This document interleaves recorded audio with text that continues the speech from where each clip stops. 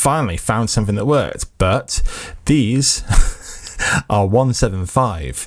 So instead of the chainring now rubbing on the frame, the crank arm now rubs on the frame. If you're watching this video or watch videos like this, you've probably heard someone use the term dad bike. Now, a dad bike isn't just a bike that a parent or a mum or a dad uses to transport their children. A dad bike can also be referred to a bike that has been forgotten in a dad's garage. Generally, I refer to my bikes that I use for transportation with my children, whether it be me, my wife, or whoever it might be, as a family bike. It's a bike that you use to do stuff on with your family, whether it's the fact that it's got racks to put picnics on, or it's got kid seats on, or a trailer, or whatever it might be. In my books, family bike. A dad bike is generally a bike that is typically, especially in my parents' generation, a bike that the dad has bought because he's going to get into cycling, and then it just lives in the garage or the shed for its entirety. They're not always cool looking, they're often the wrong bike for the job, and that's why they end up living in that garage. Some time ago now, my friend Sean gave me his dad's bike. It was this Scott Aspen. It was pretty much new old stock. It's a couple of little things. It had obviously been ridden, but it's also been really well looked after. A lot of the parts from it, the wheels, the crank group set, pretty much everything, and some of the bits and pieces I really liked, and I've actually taken off to use on other builds. Some of them have already been put on the channel, some of them will be eventually. But the frame itself, I wasn't that into. But mainly it just wasn't cool. Cool for me is steel frames, skinny tubing, and something a little bit rad looking color wise. So today I'm giving myself a challenge to take a unused dad bike and make it as cool as possible without really spending too much money on it, because I just want to use the stuff that I've got in my shed. Some of the stuff will be brand new, but it's kind of as close to a parts bin build as we're going to get today. So let's go and build it. Now relax, I know it looks like we've gone ahead here, but I essentially made a mock-up a few days before I actually started the build. It was basically just bits and pieces I had knocking around, and I wanted to know if certain things fitted, certain things looked cool, and just needed to get a feel for the bike. More often than not, I have a frame, or I just know what parts I have, and I can just start building a bike, and I know exactly what it's going to look like by the time I get to the end. With this bike, because again, the frame doesn't scream, I'm a cool bike, let's make a cool bike, I kind of needed to start chucking stuff on it to make it make sense. So the wheels are wheels that I actually had Unit Stair Cycles build for me ages ago through parts I just had, and I knew I wanted to put it on something like this, but they've just been waiting for the right bike. And the tyres are from DMR. They're really nice. I quite like these tyres, and I thought like they would brighten up the bike a little bit. The fork, believe it or not, I found on the street somewhere. I'm pretty certain it's from a Carrera, which is like a Halford's bike, but it looks quite nice. It's quite straight. I'd love to strip it and paint it, but we ain't got time for that. And then the handlebars and stem is pretty much the only thing I'm not set on, and the red spacers. So let's start there. They're race face, so they're pretty decent, but they don't fit the narrative that I'm trying to push here.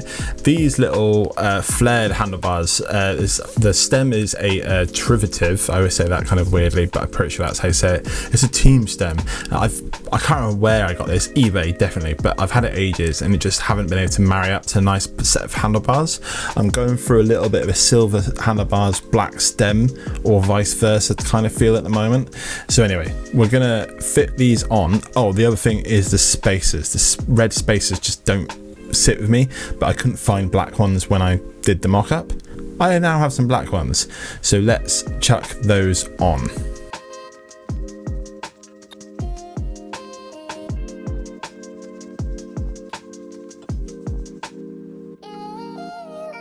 Spoiler, I do plan to sell this bike, so I wanted to give it a fairly decent brand new group set, or at least rear mech cassette and all that good stuff.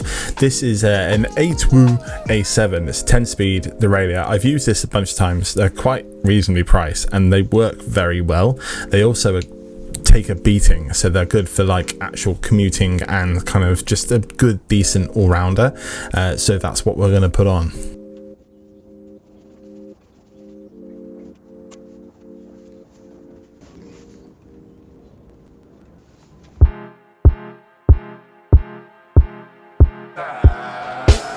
This is where I spent essentially 2 days going back and forward between BBs and chain rings and cranks, where I hate buying BBs. Is one of those things that like you never get the right size first go, even if you measure it and know what size it needs to be. I always mess it up. It's one of those things, it's difficult.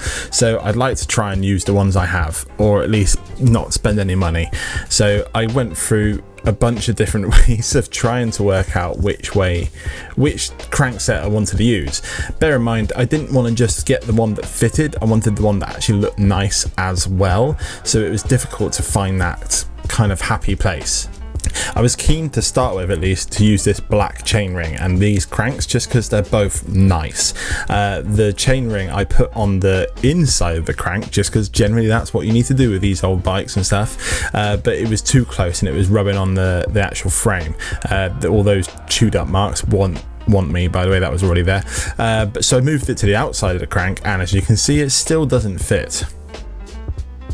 So we went to the shed and we chose a different one. This one is pretty perfect as far as the chain ring clearance, and I was stoked. Finally found something that worked, but these are 175. So instead of the chain ring now rubbing on the frame, the crank arm now rubs on the frame.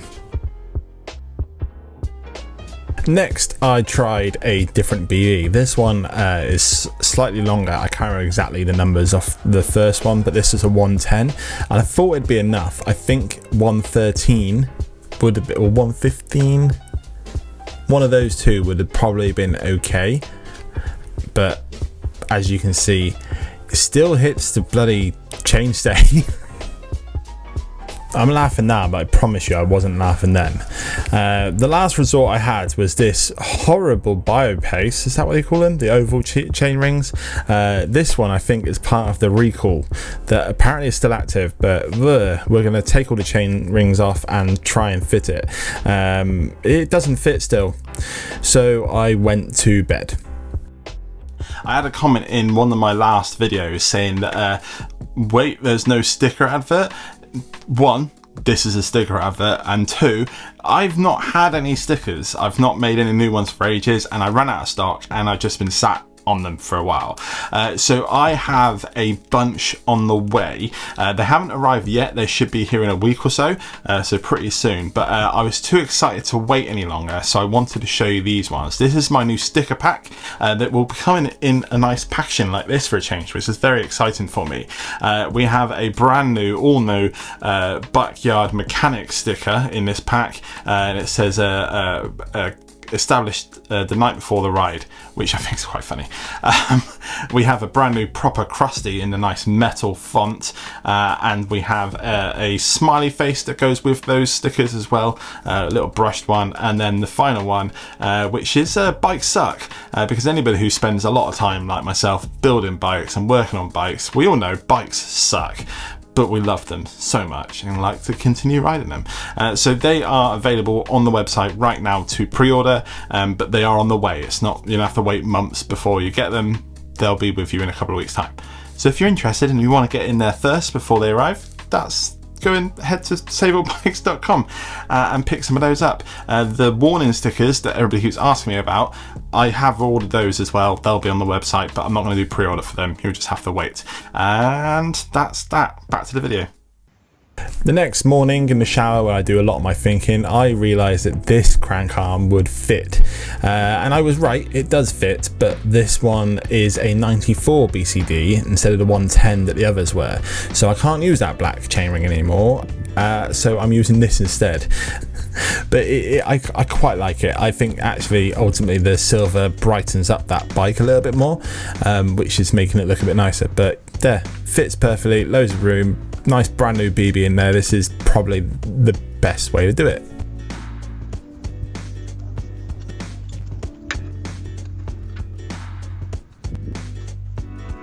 Pedals, I've got these pretty worn out DMR V8s, but they still run really nice. They're super fast.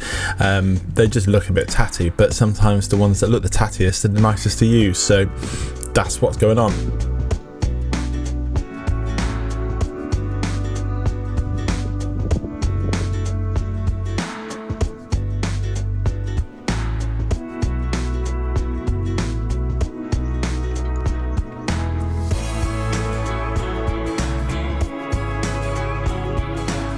This music's a bit wild. It's a new track that I'm trying out. Don't think I'll use it again. Anyway, the wheels need to come off now because they both need to put rotors on, and I need to put a cassette just on the rear because you don't need a cassette on the front. Now that the wheels are back on, the rotor's on, and we have a cassette, I need to think about brakes. The brakes that I have in mind are these Tektro, I think they're maybe called Gemini, something like that. They're like 4-pot, they're like really decent, but they're in a box, and I don't think I'm going to put them on anything. The brakes I was thinking about putting on here, just because I had some of those as well, I quite like, and I want to put them on something else, so these are going on.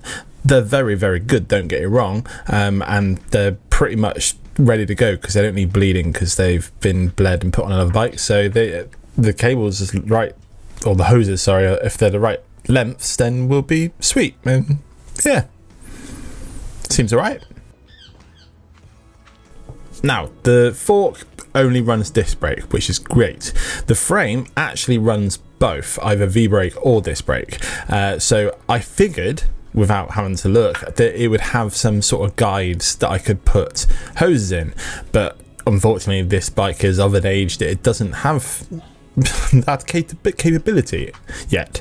Anyway, so I essentially put them on, had a little look, and decided that the only way forward really was zip ties, and I quite like zip ties. Now, I know what some of you, or one of you, may say. That sounded like I was singling someone out. I'm not. But I know that someone might suggest that I could drill out the guides that are on top of the frame. So essentially they're designed for exposed cables. So if I was running cable disc brakes, no problem. But because it is hoses, they don't fit in those guides. You could drill them out. I've done that before. It's kind of a faff depending on how you're doing it. But it works. I didn't really like the idea of this, especially because this frame will be going to another home. I didn't want to go drilling stuff without people knowing, so zip ties is a nice way of doing it. Plus, I don't care what anybody says, I like zip ties on bikes. It looks like you've had a bit of fun. Before I put the chain on, I like to make sure that the limit screw, especially for the biggest cog at the back, is correct, because if you put a chain on it and then you shift up into that top gear, it's going to spit the chain off into the wheel, and that sucks. I've done that plenty of times, so it's good to make sure limit screws are done before you do the chain, just so it just doesn't dump the chain immediately.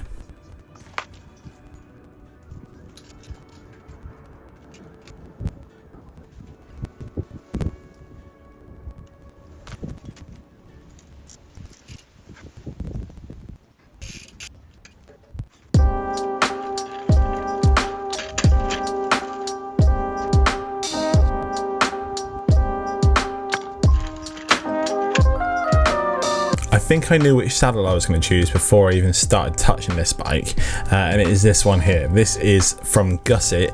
It's identical to a charge spoon. Anybody who's watched the channel long enough knows charge spoons are the best seats. These are essentially the same mold. There's a couple out there that are a lot closer.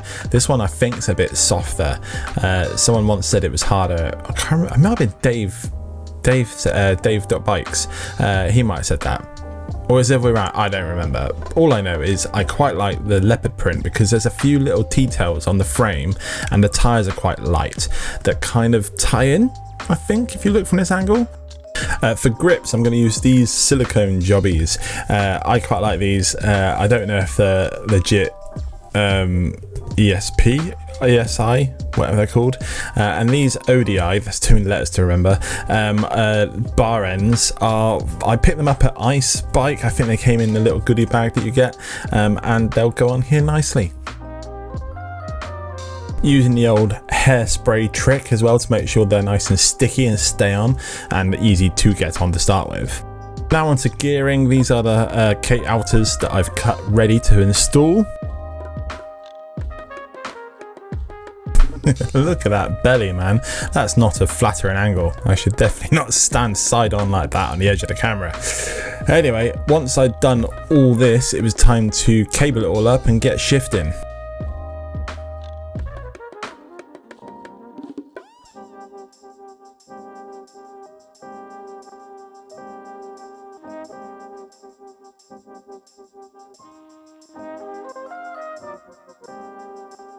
Okay, so now I can cut the cable, and as you can see when I do this, they're really blunt. I've had these a long time and I need some new ones, but that's future Craig's problem.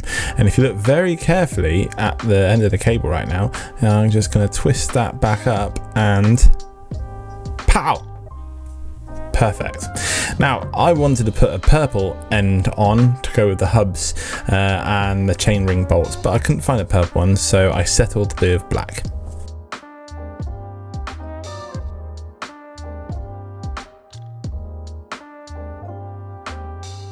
Now, in my opinion, there's one thing that screams cool, and it is a Manivelle rack or basket. This one is the kind of shallow rack they do, and it's just the thing of beauty. This bike, again, I feel like I've said this several times, I'm trying to brighten it up a little bit. I feel like that kind of gives you a little bit more kind of class and coolness to the bike. So yes, bringing the silver components in is a must have. So yeah, let's get this rack on.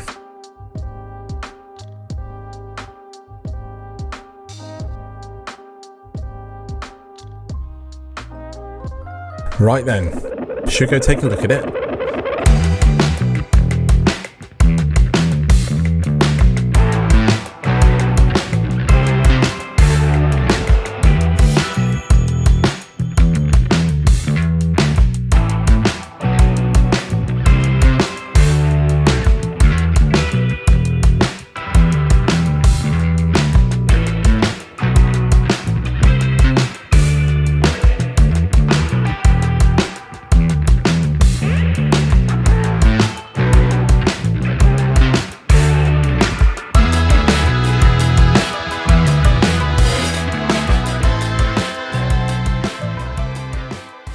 And there we have it, and I'll be very honest, I'm stoked on this build.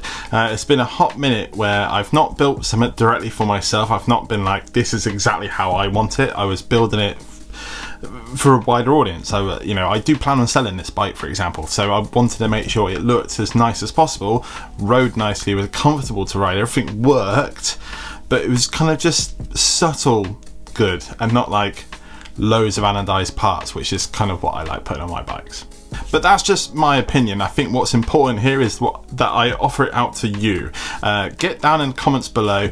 Tell, like, is it cool? Like, we looking at the bike the way it looked to start with. Have I just took a bike and made it worse, or have I actually improved it and made it, taken it from one use, which is essentially cross-country type mountain biking, and moved it into a city bike, basket bike, commuter, whatever you kind of want to use it for type bike? Let me know in the comments. We'll put a bit of a vote on, and yeah, I think it's great. And that brings us very nicely to the end of another video. I have at least 3 builds on the go at the moment. 2 of them are in the shed, nearly finished, and then 2 of them, oh no, 4 4 builds. 2 of them are like starting tomorrow. Actually, I'm going to try and finish some bits and start some stuff. I'm very busy. I've got a lot of bikes that I'm trying to like just move around and sort my fleet out, so busy boy. If you like bikes and building and this type of content, you have found a new channel to watch. And if you haven't subscribed to the channel yet, why not? You've been here ages and you haven't subscribed. Now's your time. You can do it by hitting that button just there. It's absolutely free and it helps me out a bunch. And if you cannot wait to the next video, that one up there is a particularly good one.